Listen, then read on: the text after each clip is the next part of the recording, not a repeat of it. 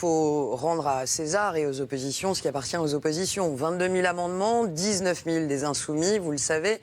Marc Fesneau l'a détaillé hier, secrétaire d'État aux relations avec le Parlement. Sur 19 000 amendements des insoumis, je tiens à préciser quand même le principe. Plutôt que de proposer, quand on estime qu'une réforme n'est pas bonne, on essaie de la modifier, c'est le sens des amendements. Plutôt que de proposer et de détruire la réforme en proposant d'autres choses, en fait, ils ont proposé alinéa par alinéa ce qu'on appelle des amendements de suppression, qu'ils ont ensuite partagé fois 17 députés insoumis, ce qui fait 19 000 amendements. En gros, donc c'est de l'obstruction. C'est de l'obstruction pure et simple, mais c'est, à mon sens, une obstruction qui est pas très intelligente, dans la mesure où, je vais prendre un exemple, vous avez certains aspects très liés à la justice sociale dans le texte des retraites. On peut ne pas être d'accord sur de multiples aspects, mais je vais prendre le minimum contributif, le minimum des 1 000 € que nous souhaitons garantir à chaque Français au sein de cette réforme. On aurait été en droit d'estimer que peut-être la gauche et l'extrême gauche sur ce sujet des 1 000 € peut-être amende en proposant plus pour le minimum. On aurait pu estimer qu'ils proposent plus de 85% du SMIC. Certains parlementaires de La République En Marche, je pense à Sacha Houlié, vont le faire. Je m'attendais à ce que la gauche et l'extrême gauche poussent. Ils suppriment tout, et à tout supprimer, en fait, c'est pas une stratégie de proposition. Et avec tout le respect que j'ai pour Xavier Bertrand, les chiffres qu'il donne en tant que vice-président de la Commission des Finances sont faux. Et j'irai plus loin, j'ai assez de respect pour lui. Je sais qu'il sait lire un budget. Et il sait très bien le lire. En l'occurrence, quand il dit que nous baissons les moyens, je ne vais pas rentrer dans la technique, d'environ 10% sur les équipements des policiers, en fait, il sait très bien ce que nous avons fait. En réalité, nous augmentons les moyens, mais nous faisons ce qu'on appelle des redéploiements. Je vous donne un exemple. Il n'y avait pas de direction du numérique.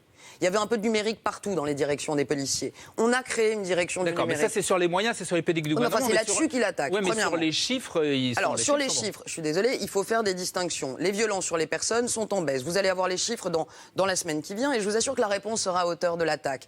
Deuxièmement, les violences conjugales, les violences sexuelles sur les femmes notamment sont en hausse. On a donc raison de faire ce qu'on fait avec Marlène Schiappa notamment. Troisièmement, quand il parle de baisse de moyens, soyons clairs, 1 milliard d'euros sur la table en plus depuis 2017, 200 millions d'euros alignés pour l'immobilier, pour les commissariats et les conditions de travail, 50 millions alignés pour des rachats de voitures, c'est 25% d'augmentation par rapport à 2017, 80 millions pour la gendarmerie, des chiffres, j'en ai à s'étourdir. Madame Hidalgo qui ne fait jamais donc n'importe quoi. Elle promet 20 milliards par exemple sur le logement. 20 milliards sur le logement. Je ne sais pas où elle va les trouver. En l'occurrence, elle propose d'aller lever 19 milliards sur les marchés. Ça, c'est un effet de levier qui est impossible. On va prendre deuxièmement sur le Central Park. Benjamin Griveaux veut rendre 70 hectares de verdure aux Parisiens. Madame Hidalgo, il faut comparer les programmes, veut planter des centaines, des dizaines de milliers d'arbres dans Paris. Ce qu'elle veut planter, c'est 80 arbres par jour, Gérard Leclerc. 80... Bien, non mais laissez-moi juste vous expliquer le truc. 80 arbres par jour, il faut 4 à 5 mètres carrés pour planter un arbre, il faut regarder les propositions sérieusement, ça veut dire 80 hectares de verdure rendus aux Parisiens. Et on vient me dire que quand on propose d'en rendre 70, c'est une ânerie. Alors j'aimerais bien qu'on regarde les programmes avec la même neutralité. En l'occurrence, Benjamin Griveaux fait des propositions, je les attends de Madame Dati et je les attends d'un certain nombre.